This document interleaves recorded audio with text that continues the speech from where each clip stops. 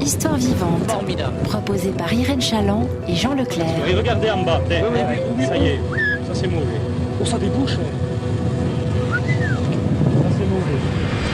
L'ébranlement du sol soulève les poussières accumulées par l'érosion sans cassure de la montagne. J'ai l'impression que la lumière traversait à la fois mon bras, mes paupières, mes lunettes. 8, 7.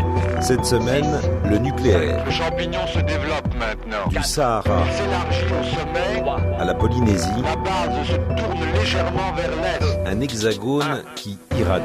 Toujours mauve, elle souffle le sommet blanchâtre comme une neige qui viendrait de tomber. C'est un spectacle tellement incroyable et extraordinaire. Toutes les dispositions sont prises, comme vous le savez. C'était le club, on avait ce qu'on appelle la tenue de campagne, le short, les sandalettes et puis le t-shirt. Vous allez pas me dire que quand une bombe pète là-dessus, que c'est pour en dessous. Ou alors Hiroshima et Nagasaki n'ont pas existé. Hein. Non, mais enfin, faut être. Et voici leur hache. Faut être naze comme pour dire ça. Hein. C'est vrai. Hein. Nous n'avons pas d'inquiétude à avoir. Cette semaine, le nucléaire. Du Sahara à la Polynésie, un hexagone qui irradie. Des campagnes françaises infectées par la radioactivité. Routes, villages, villes, les radiations sont partout. Certains hommes et femmes politiques ont essayé de changer la donne, mais l'Élysée s'y est toujours opposé. Pendant 40 ans, de 1945 à l'an 2000, la France a exploité 210 mines d'uranium pour alimenter son industrie nucléaire et ses centrales. Elle a ainsi produit près de 300 millions de tonnes de déchets radioactifs abandonnés sans mesure de protection. Depuis la fermeture de ces sites d'exploitation, de nombreuses populations vivent sans le savoir sur des terres contaminées par les déchets radioactifs. De l'uranium sous les routes, sous les maisons. Pourquoi la dangerosité de ces déchets est-elle systématiquement minimisée ? Comment ce dossier explosif a-t-il été, au sens propre et au sens figuré, enterré ? Qui sont les responsables ? Pourquoi ceux qui ont tenté de donner l'alerte n'ont-ils jamais été écoutés ? Pourquoi l'État n'a-t-il pas alerté les riverains ? Les populations sont-elles en danger ? Voici quelques questions posées par le nouveau documentaire d'Histoire vivante, Mine d'uranium, le scandale de la France contaminée. Aujourd'hui, jour de semaine, le parking du stade de foot de Gueugnon est désert. Cet homme va profiter du calme pour effectuer des mesures surprenantes sur ce lieu public. Avec cet appareil, il va évaluer le risque d'irradiation pour les personnes qui viennent dans cette zone. Déjà, faut pas aller loin. Déjà dans le coffre de la voiture.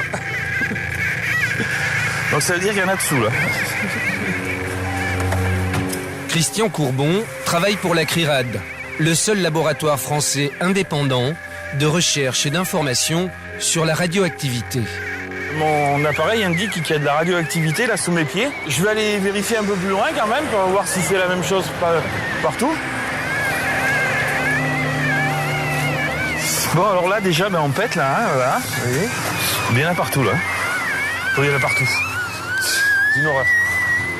Partout, le compteur Gégère crépite. Car les experts de la CRIRAD ont découvert que les sous-sols du parking regorgent de déchets radioactifs. Là-dessous, il y a entre 28 000 et 30 000 tonnes de résidus. Sous le parking, à 70 cm de profondeur. Le parking du stade de foot, mais aussi ses alentours, dissimule des milliers de tonnes de cailloux et de boue radioactive. On les appelle des stériles et des résidus. 4000. Par endroits, ils dégagent une radioactivité 60 fois plus forte que la radioactivité naturelle de la région. Elle se mesure en chocs par seconde. Là, je suis à 4000 chocs par seconde. Sachant que dans le milieu naturel, on a 75 chocs ici, entre 50 et 75, quoi.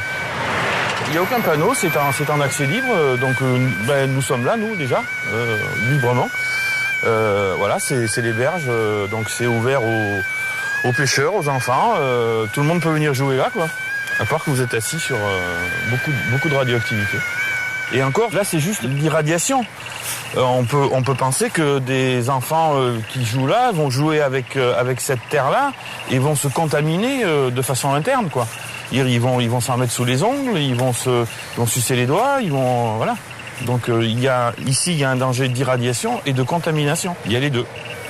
L'irradiation, ce sont les doses reçues à proximité de la source radioactive. Mais la contamination, c'est l'irradiation permanente, car notre corps transporte alors une source radioactive.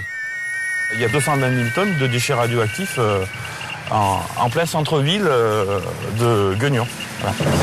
Un extrait de Mine d'uranium, le scandale de la France contaminée, le nouveau documentaire d'histoire vivante signé Emmanuel Amara, qui sera notre invité vendredi prochain.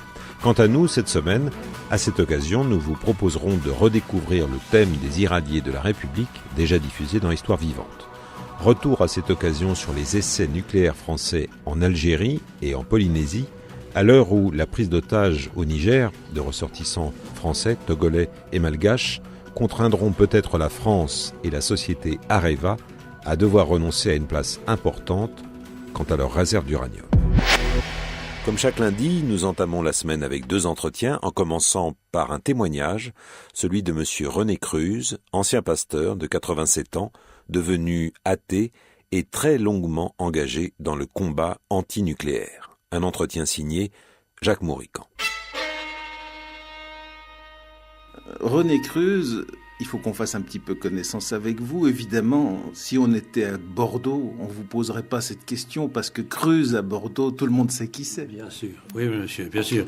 Mon père était négociant en vin dans une grande maison la maison Cruz et Fils Frères qui n'existe plus aujourd'hui.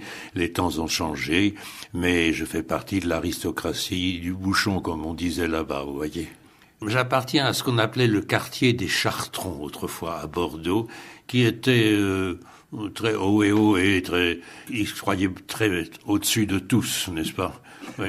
Ça existe toujours, c'est un très beau quartier d'ailleurs. Oui, le quartier existe, mais il n'y a plus du tout l'ambiance d'autrefois, c'est pas les mêmes. Ça a changé, monsieur, j'ai 87 ans et la population change. Alors, qu'est-ce qui vous dirige vers la foi? Est-ce que lorsque vous êtes un jeune homme, vous avez la foi? Oui. Naturellement, j'allais à l'école du dimanche, j'ai fait mon catéchisme et j'étais dans une culture protestante jusqu'au moment de la guerre où là, les choses se sont très précisées parce que juste après la guerre, je voulais, avec d'autres, reconstruire un petit peu la France au point de vue moral avec le pasteur Casalis, avec un tas de gens comme ça. Et j'ai dit, tant qu'à faire d'être chrétien, soyons pasteurs. Alors, peut-être ne doit-on pas mettre entre parenthèses votre guerre, parce que vous avez quand même eu une guerre qui était assez significative. Ah oui, j'ai même eu la croix de guerre, etc. Vous vous êtes vous-même donc engagé pendant la guerre dans les forces gaullistes. Oui, en 1942, j'étais encore en France occupée. Mon père m'avait caché dans une ferme en Vendée. Et vous avez caché pourquoi? Parce que j'avais l'âge d'être requis pour le travail obligatoire sur les côtes françaises pour faire les blocos ou bien emmener en Allemagne. Et un jour, 2 gendarmes à bicyclette sont arrivés dans la ferme et puis ils m'ont dit « C'est vous René Cruz ?» Je lui ai dit « Oui. » « Écoutez, vous êtes recherché par la Gestapo. Nous, on vous a pas vu, mais eux, ils vous trouveront. » J'ai pris immédiatement la poudre d'escampette. Je suis allé à Bordeaux rejoindre la résistance qui m'a fait passer par les Pyrénées clandestinement. Et là, je rends un hommage appuyé à mon père. Mon père était un homme de droite, il ne s'en est jamais caché, tout à fait. Et pour la résistance et pour sauver ses fils, il a payé très cher et il a payé pour des communistes. Et comme il était très intelligent, il le savait. Mais enfin, pour sauver ses fils, c'était tout à fait contraire à son idéologie. C'est l'humour de la situation, si vous voulez. Et il a payé très cher mon passage en Espagne. Et puis j'ai fait alors 1 mois en camp de concentration à Miranda de Ebro. Et j'ai rencontré un philosophe bien connu, Francis Janson, qui avait travaillé avec le FLN. Il était porteur de valises. Et c'est un philosophe que j'ai retrouvé après. Enfin, voilà. Vous rentrez, alors d'abord je rappelle, 45, c'est l'explosion de la bombe atomique, et puis c'est une Europe qui est complètement détruite. On aimerait s'imaginer aujourd'hui dans quel état d'esprit vous pouvez être. Alors c'est assez curieux d'abord. Moi qui ai fait 9 mois de baroud, qui ai fait la guerre, vraiment, quand je suis rentré, j'ai pas le souvenir que mes parents m'aient interrogé sur ce que j'avais vécu. Ils ne pensaient qu'à une chose, que je fasse mes études et puis que je fasse quelque chose dans la vie. C'était d'ailleurs très honorable de leur part, mais ça m'a fait penser, mutatis mutandis, à tous ceux qui ont vécu les horreurs lors d'Auschwitz, qui en ont parlé que 10 ans ou 20 ans après. Voyez-vous, ça c'était très curieux. Alors, je me suis dit, bon, je vais être pasteur et essayer par là de refaire le monde, si vous voulez. C'est très prétentieux, il faut pas prendre ça au premier degré, bien sûr. Et j'ai rencontré des gens comme le pasteur Henri Rosaire, qui était du mouvement international de la réconciliation. C'était le mouvement de Martin Luther King, et puis d'autres. Et j'ai travaillé beaucoup dans la non-violence active, beaucoup. Non-violence, bien sûr, on comprend bien lorsqu'on est à ce moment-là un homme d'église, oui. Mais j'aimerais avoir une mesure du sentiment que vous laissait donc la violence qui venait de s'exercer. Oui. Je pose cette question en pensant effectivement à Hiroshima, par exemple. Oui, alors c'est très amusant parce que quand je me suis présenté à la députation contre la bombe atomique, c'était à Nevers où Madame Duras avait fait le film Hiroshima, mon amour. C'était le lieu, je me rappelle très bien des endroits où ça a été filmé, etc. Hiroshima, mon amour. Je vous parlais de la bombe atomique parce que c'est assez très important. J'ai eu, comme pasteur, l'occasion d'être invité en petit comité de 6 ou 8 personnes avec François Mitterrand. À l'époque, il n'était pas président de la République, il était député et puis chef de... Comment ça s'appelle ? La Fédération de la gauche démocrate et socialiste. Oui, c'est parfaitement... Et alors, François Mitterrand a fait un discours au déjeuner, exactement dans ces termes.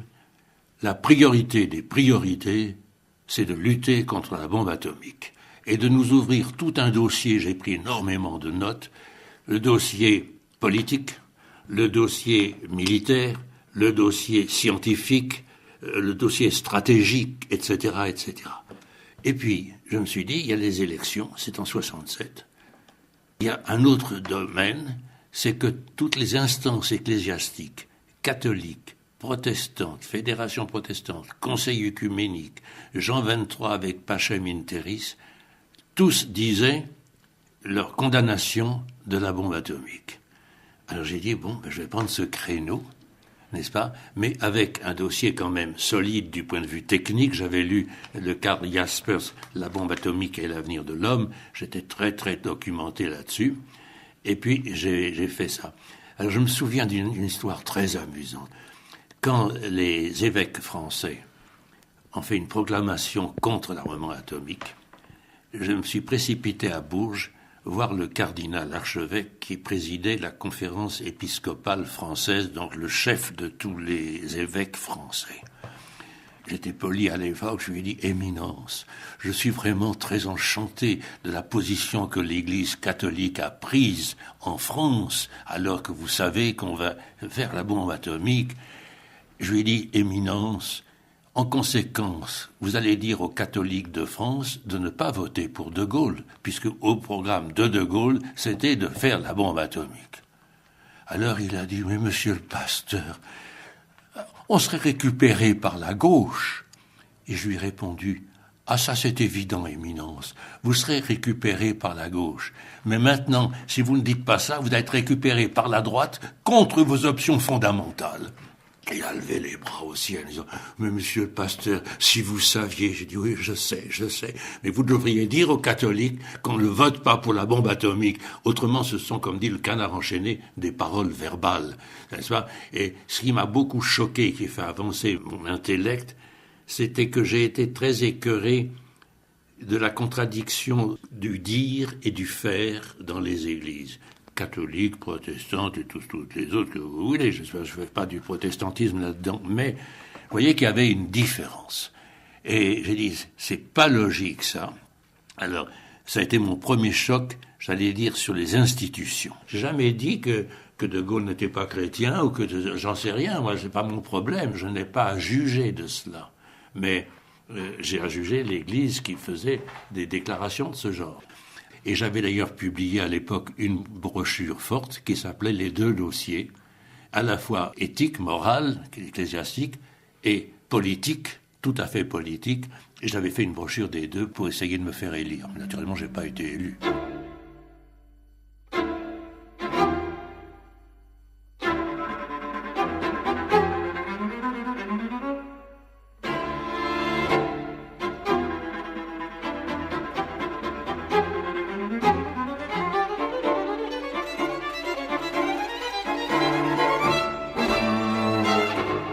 Histoire vivante, nous nous retrouvons juste après quelques nouvelles de la route.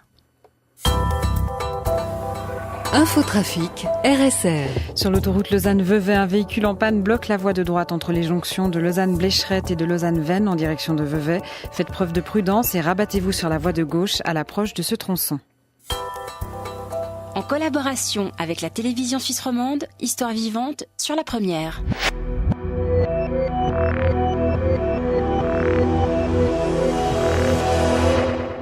Après ça, je me suis beaucoup occupé des objecteurs de conscience, qui ne voulaient pas aller à la guerre d'Algérie, d'une part, et puis surtout ne plus aller à l'armée, etc. On était très pessimistes contre l'armée, et j'ai défendu beaucoup d'objecteurs de conscience comme témoins de moralité. Et j'allais dans les tribunaux avec Jean-Jacques de Félis, avec Leclerc, un de grands avocats français, et j'allais dans les tribunaux. Et j'ai été inculpé par Michel Debré pour démoralisation de l'armée. Alors là, il y a eu à Corbeil-Essonnes un immense procès avec tous les journalistes, Le Monde, Paris Match, et puis tout un tas de jeunes qui avaient fait du sitting. Et Paris Match disait « On veut voir les enfants crus ». Ils répondaient « On est tous des enfants crus ». Ils étaient 150 ou 200. Et puis, je suis rentré au tribunal avec quelques difficultés, je pourrais raconter, c'était amusant, très amusant. Et puis le président me dit, j'avais beaucoup de témoins de moralité, le président me dit, monsieur le pasteur, je dis ça sent déjà mauvais s'il m'appelle comme ça, qu'avez-vous à répondre à l'injonction du ministre de la Défense qui dit que vous démoralisez l'armée? Et puis ça m'a sorti comme ça, je suis ici pour démoraliser l'immoralité militaire. Et puis il a dit... Ça fait intellectuel. Tout le monde a éclaté de rire. Ça m'est sorti comme ça. Je sais pas pourquoi j'ai dit cette phrase. Je l'avais pas préparée. Et puis, pour démoraliser l'immoralité militaire. Voilà. Alors, il y a eu ce procès. Ça avait eu beaucoup d'impact journalistique à l'époque, vous comprenez. René Cruz, j'aimerais clarifier quel était le fondement de votre position. Est-ce que vous êtes hostile à l'idée que l'on s'arme parce qu'au fond vous êtes hostile à l'idée que l'on se défende? Est-ce que vous êtes hostile à l'idée que l'on s'arme parce qu'effectivement, si on utilise les armes, on tue des gens, ça, incontestablement? Je sais quelque chose, j'ai été militaire, j'ai fait du baroud, je sais ce que c'est. Mais la bombe atomique avait ceci de particulier, elle a toujours ceci de particulier, c'est qu'on peut anéantir la Terre, n'est-ce pas? C'est une destruction qui n'a aucune excuse possible après, n'est-ce pas? Ça fait plus de mal que de bien. Et alors j'ai beaucoup travaillé le problème de la dissuasion nucléaire. Et j'ai vu avec Jean Rostand et beaucoup d'autres que c'était un argument spécieux, complètement faux, qui peut se retourner. Vous savez, je suis pas un idéaliste. Je pense que les trois grands dangers du monde que j'ai traversés, c'est la guerre, la destruction possible de toute l'humanité, c'est la situation des femmes et des enfants exploités, et c'est la religion. Et ces trois choses demeurent. J'ai pas la prétention de penser que je vais supprimer la guerre, que je vais supprimer la religion, et que je vais supprimer l'exploitation. Mais c'est ma résistance. Comme j'ai été appelé, comme à 20 ans, à faire de la résistance, cette résistance-là qui va jusqu'au bout de ma vie, maintenant à 87 ans. Ces trois trucs, le militarisme, la religion et l'exploitation des femmes. Donc, ce qui vous choquait, est-ce que c'était l'armement? Est-ce que c'était l'armement nucléaire? Est-ce que c'était le principe d'avoir une défense? Où se situait la frontière? Parce que pour moi, la bombe atomique n'est pas une défense. J'ai démoli tant que je pouvais l'argument de la dissuasion du fort au faible, et puis que ça peut se retourner. Et puis il y a eu maintenant, depuis que cette époque-là, une diffusion partout de la bombe atomique, enfin partout, pas partout, en Inde, au Pakistan, en Israël, en Chine, en Angleterre, en France, en Amérique, etc. Alors on est sur un volcan avec cette histoire-là. Je suis pas contre la défense, mais ça n'en est pas une. Ça ne peut être que quelque chose de catastrophique et d'inhumain. Et tous les philosophes, tous les sages me rejoignent là-dessus. En plus, s'ajoute maintenant l'écologie. Et alors, je suis devenu très écologiste, finalement. Et j'ai eu dans ma vie 3 moments que j'appelle, moi, mes moments grands spirituels. D'abord, quand j'ai appris à l'armée que Paris était libéré, j'en ai pleuré de joie, mais pleuré. Un peu plus tard, quand j'ai vu Mandela sortir de prison, j'ai pleuré. En mai 68, je me suis éclaté de joie. Quand le mur de Berlin est tombé et puis que Rostropchevitch faisait la 9e symphonie sur le mur, c'était à pleurer, à pleurer. Et là, j'ai une histoire très belle à raconter sur Mandela.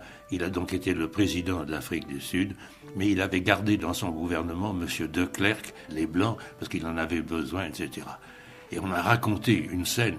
À un moment donné, Mandela dit « Excusez-moi, monsieur de Klerk, aujourd'hui le président c'est moi. » Parce que l'autre, il voulait tout le temps parler. C'était merveilleux. Et la politesse avec laquelle il a fermé sa gueule, excusez-moi de dire les choses, mais c'est merveilleux, ça. C'était un grand homme qui dit « Excusez-moi, monsieur de Klerk, mais aujourd'hui le président c'est moi. » J'en ai pleuré. J'ai dit « Magnifique, ça. »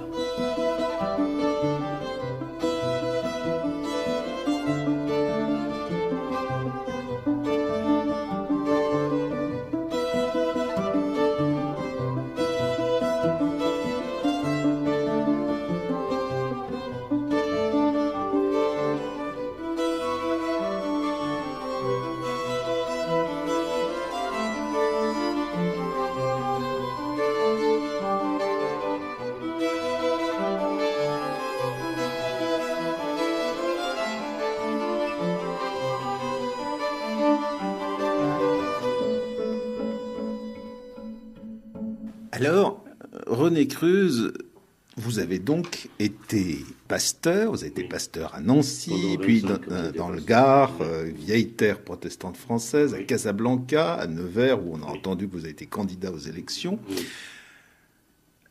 D'abord, est-ce que vous avez aimé être pasteur? On m'avait appelé le pasteur de choc.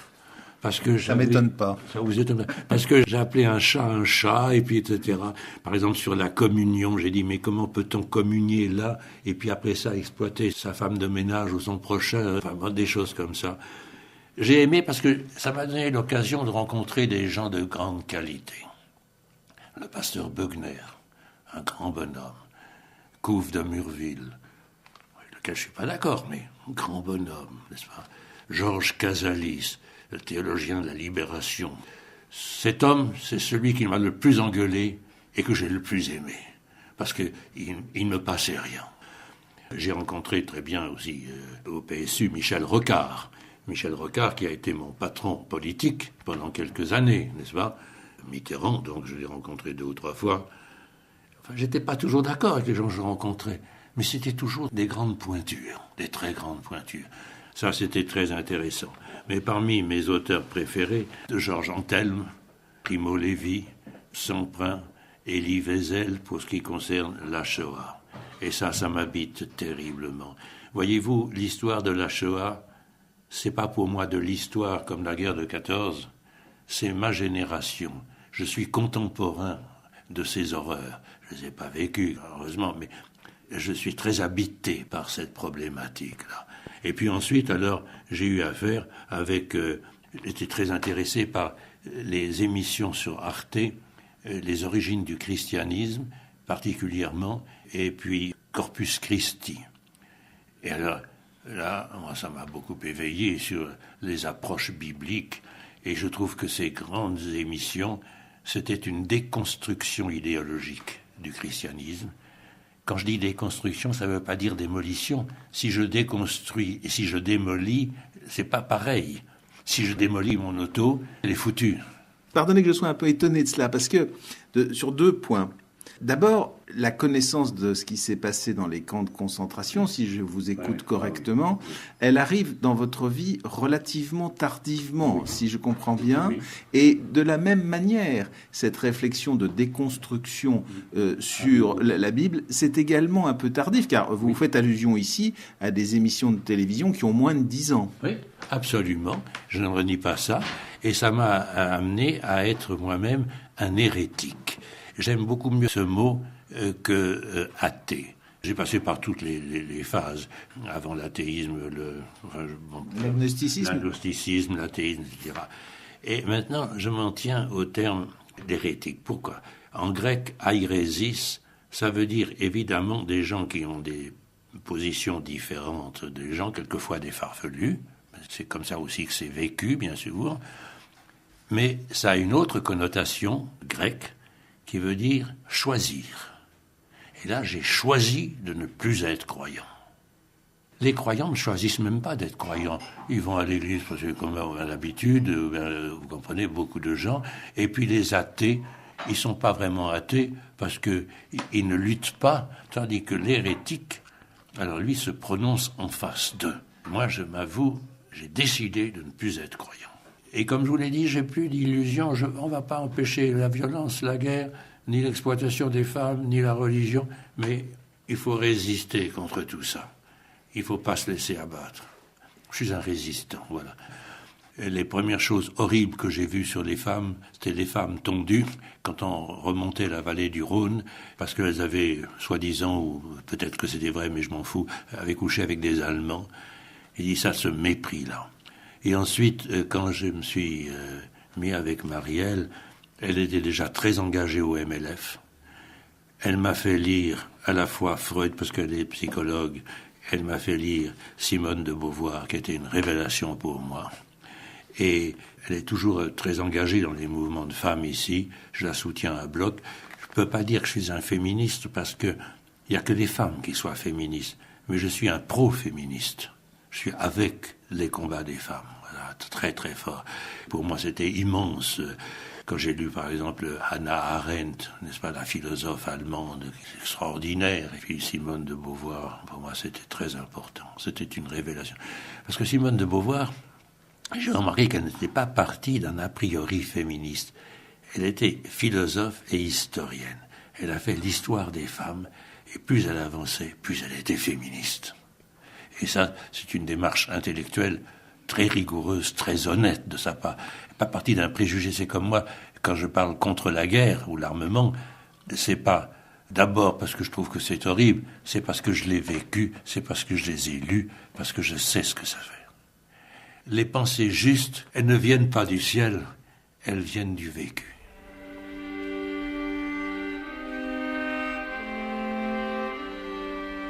René Cruz, on est dans un moment de l'histoire du monde où, pour dire les choses simplement, on ne sait pas où on va. Vous, quel est votre diagnostic ? Je suis optimiste à l'intérieur d'un pessimisme radical. Je crois vraiment que la planète risque d'être foutue, mais la seule raison de vivre, c'est de résister dans les 3 grands domaines que je vous ai dit. La guerre, la religion, qui la sous-tend. Parce que, vous savez, la religion, il y avait le Gott mit uns, et puis les Américains sur leur dollar. Oui. Alors voilà, c'est vrai qu'on est dans une période très très difficile, économiquement aussi. Est-ce que le monde va changer ? Je ne crois pas beaucoup à l'amélioration du monde. Je crois qu'on ne peut vivre qu'en résistant. Il faut résister au pire, toujours, sans se faire beaucoup d'illusions. Voilà, non.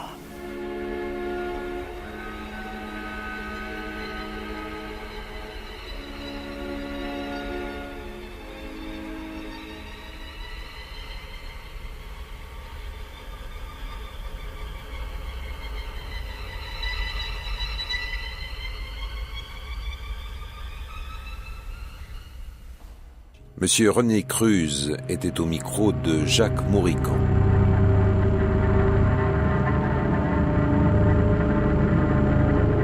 Avec un avion et avec une bombe atomique, on va anéantir une ville en quelques millièmes de seconde sans avoir besoin d'y envoyer 1000 ou 1500 bombardiers comme on le faisait pendant la Deuxième Guerre mondiale. Ça peut être une solution humanitaire que de faire une guerre de cette manière-là. L'arme nucléaire, telle qu'elle existe en 1945, eh bien, c'est une arme stratégique qu'on utilise pour détruire des villes.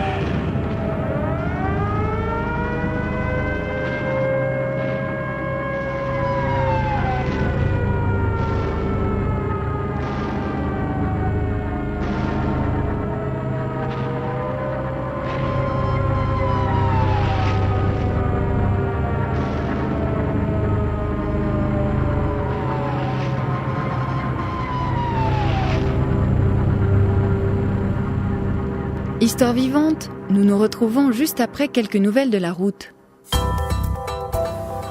Infotrafic, RSR. Sur l'autoroute Fribourg-Berne, la voie de droite est fermée jusqu'à 16h30 environ entre les jonctions de Fribourg-Nord et de Dudingen en direction de Berne.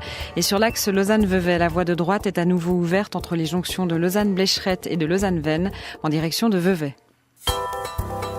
En collaboration avec la télévision suisse romande, Histoire vivante sur la première.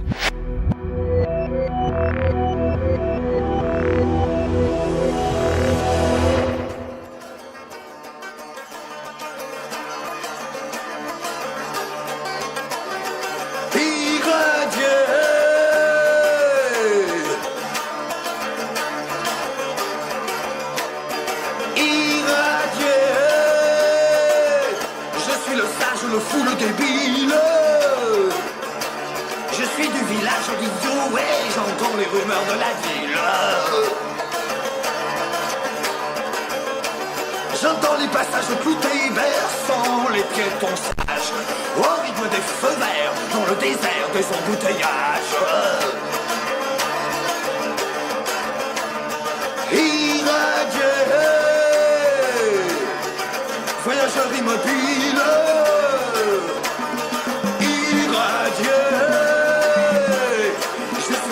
Le fou, le débile. Hey, je suis du village d'idiot et j'entends les rumeurs de la ville.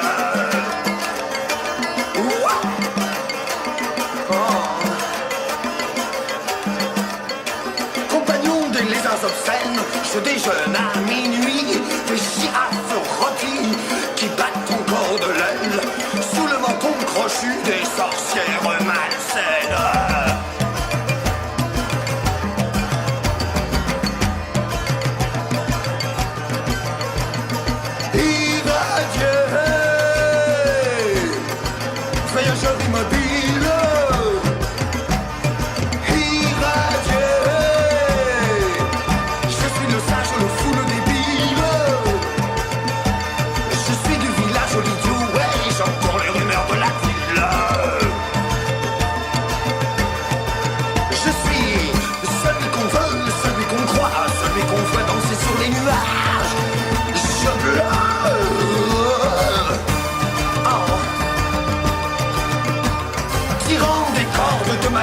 Des sons hallucinants qui font bondir les petits du tapis au fond des entonnoirs.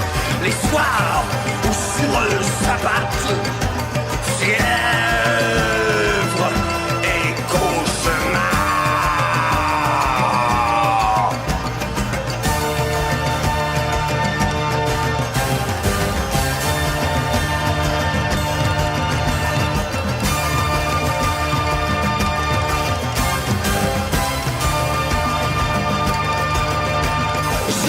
La dame au noir, l'elfe tout blanc, je suis le placide éléphant. Oh, qui, balançant sa trompe à travers la futaie, bouffe en rêvant les enfants du Chardonneret.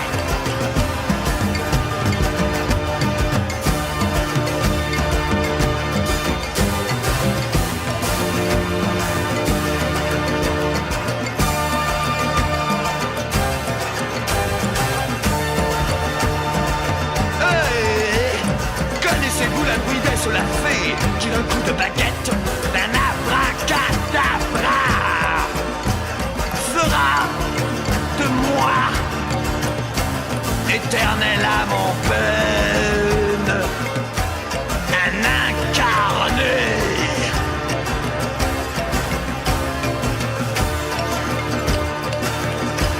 Sinon,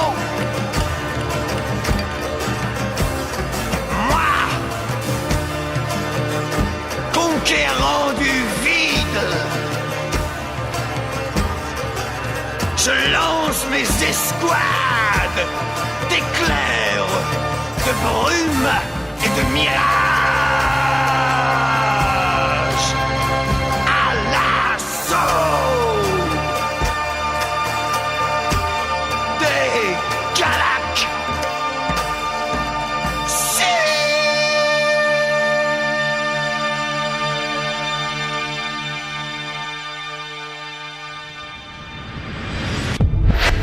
Histoire vivante. Aujourd'hui, une histoire de la Polynésie.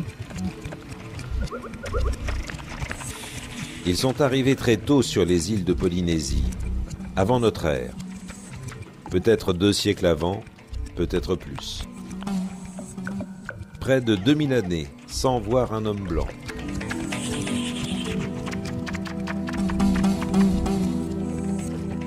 Le premier qui leur apparaît est espagnol, un marquis, Álvaro Mendaña de Nera.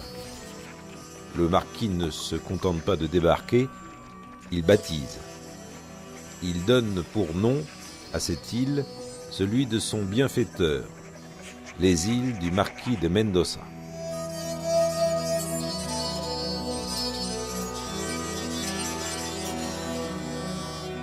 Dix ans après, en voici un autre. Celui-ci, traversant l'archipel des Tuamotu, découvre Tahiti.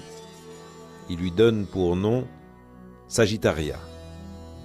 Ils repartent, comme ils sont venus. Les découvertes portugaises autant qu'espagnoles restent sans lendemain.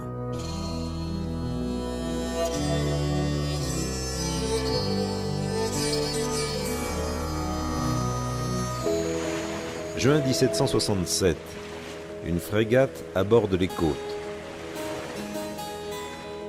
À son bord, Samuel Wallis, envoyé spécial de Sa Majesté George III, un Anglais. Il débaptise et rebaptise.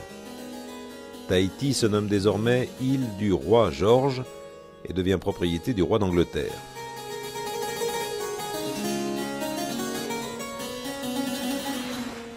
Une année se passe. Autre frégate, française cette fois-ci. À son bord, Louis-Antoine de Bougainville. L'île du roi George devient Nouvelle Cythère, en mémoire du sanctuaire d'Aphrodite au milieu de la mer Égée. À son retour en métropole, Bougainville a un passager de plus, un Tahitien, un Indien à la cour, on ne parle que de ça, et on se prend à rêver du lointain Pacifique Sud.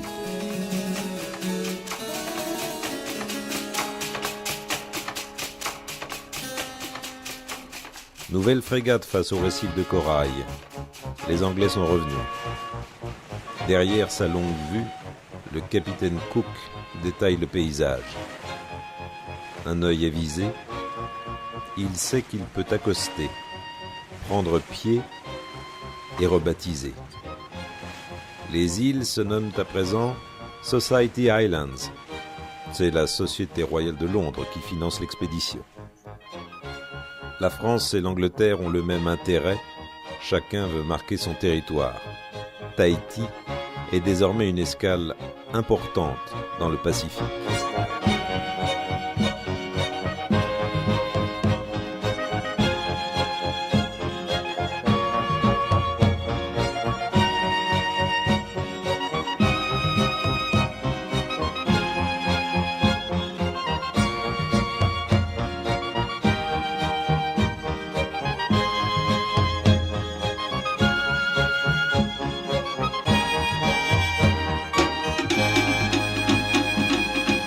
La France de Louis XVI revient vite dans le secteur du Pacifique Sud. Elle met la main sur plusieurs des îles marquises, les baptise îles de la Révolution. En Polynésie, on entend les choses d'une autre façon. Allié aux Anglais, le chef polynésien Apai va bientôt affirmer sa suprématie sur les archipels en créant la dynastie des Pomaré. Elle seule va régner sur Tahiti jusqu'à la fin du XIXe. Pomaré Ier entame donc son règne, une volonté de fédérer un archipel éclaté.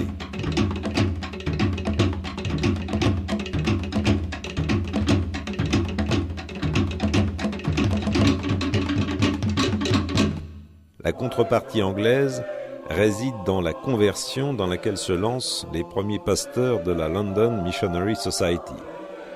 L'autochtone devient protestant. Les prêtres catholiques tentent d'en faire de même, on les empêche d'accoster. Ils vont prêcher ailleurs, aux Marquises, aux Tuamotu, aux Gambiers. Les Pomaré, eux, se succèdent, sans se ressembler. L'un est despote, l'autre meurt en bas âge, celui-ci est une femme. car quand le garçon meurt, sa sœur le remplace, mais elle garde le nom de Pomaré. La France catholique se fait expulser par la reine. Les Français prennent appui sur cette expulsion et demandent réparation. Le rapport de force est tel, la reine s'incline. Tahiti devient protectorat français.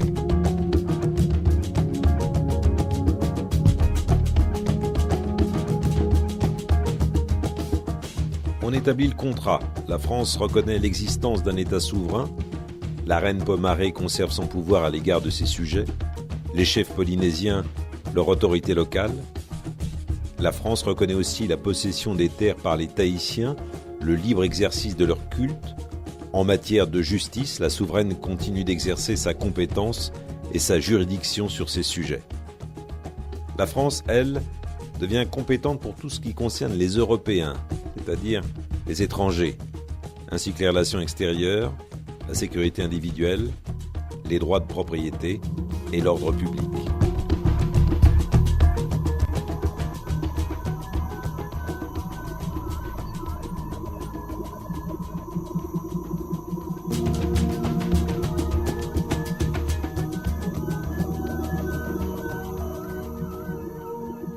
Un ordre des plus chamboulés dans les années qui suivent. Abdication de la reine, arrivée massive d'Européens, Chinois, épidémies de toutes sortes, montée des violences, l'alcoolisme. Tahiti perd sa propre piste, sa culture, ses repères. La France, elle, oublie le contrat. Le protectorat se fonde en colonie. Suppression des juridictions autochtones, annexion des archipels, des conflits nombreux. La seule annexion des îles sous le vent provoque une guerre de 9 ans. Une classe sociale émerge par la suite. Ce sont les demi. Métissés du fait des mariages mixtes, ils deviennent grands propriétaires terriens. Ils accaparent les postes dans l'administration.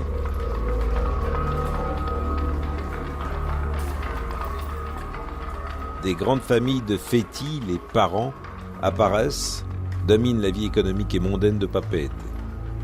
Une domination définitivement renforcée et scellée avec l'union auprès des riches colons anglo-saxons. L'Angleterre chassée des terres tient là sa revanche sociale. Les Européens sont coupés en deux classes. Il y a la haute sphère et la petite bourgeoisie qui tente de l'intégrer, qui en rêve. La Tahiti d'en bas, elle, est pleine d'autochtones, qui se résignent, préfèrent regarder ailleurs. Le massif de corail, l'archipel.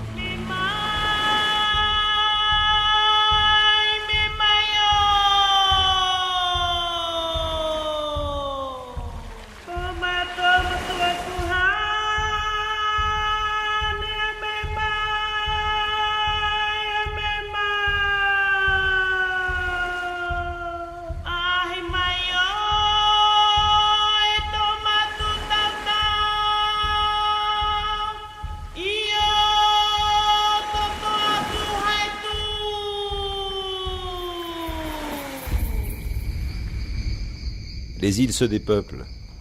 On s'agglomère autour de Papeete.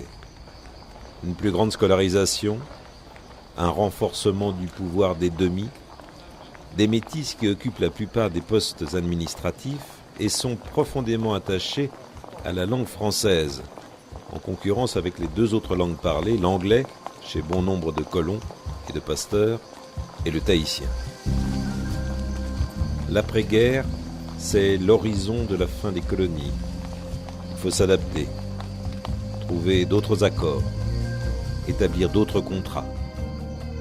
On débaptise la colonie et on rebaptise.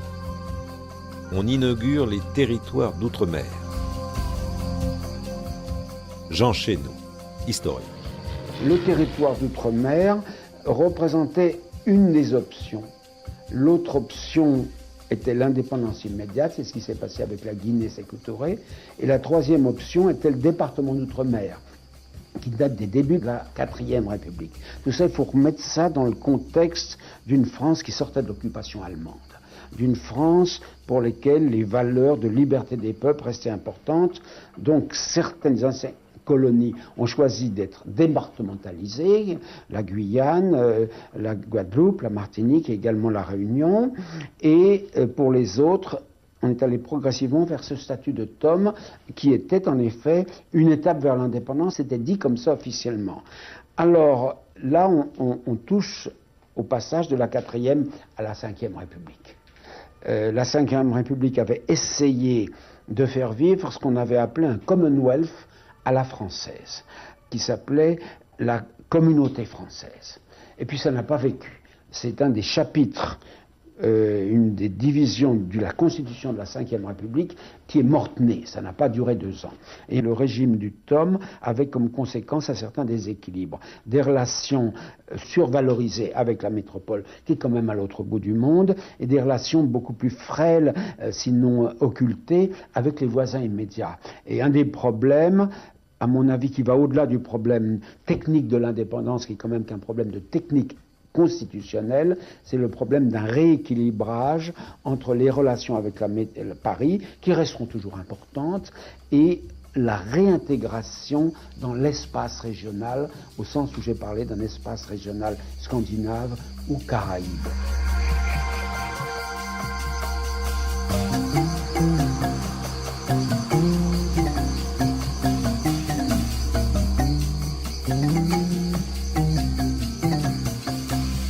À 20 000 km de la métropole, les dom-toms permettent à la France de côtoyer les grandes puissances du Pacifique, le Japon, l'Australie, la Nouvelle-Zélande, les États-Unis.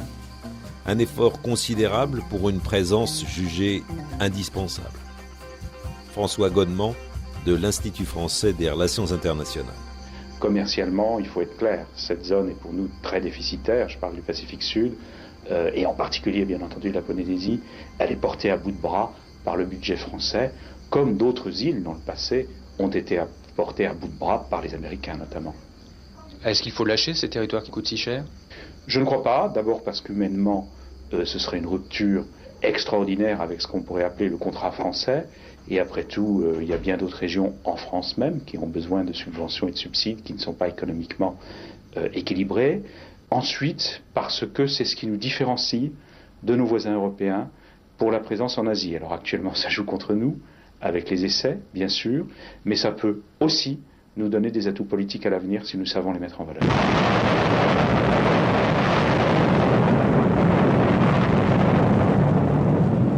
Les essais. Ces essais nucléaires dont il sera question toute cette semaine. Demain, premier volet, le nucléaire français fait ses armes en Algérie. Catastrophe dans le désert.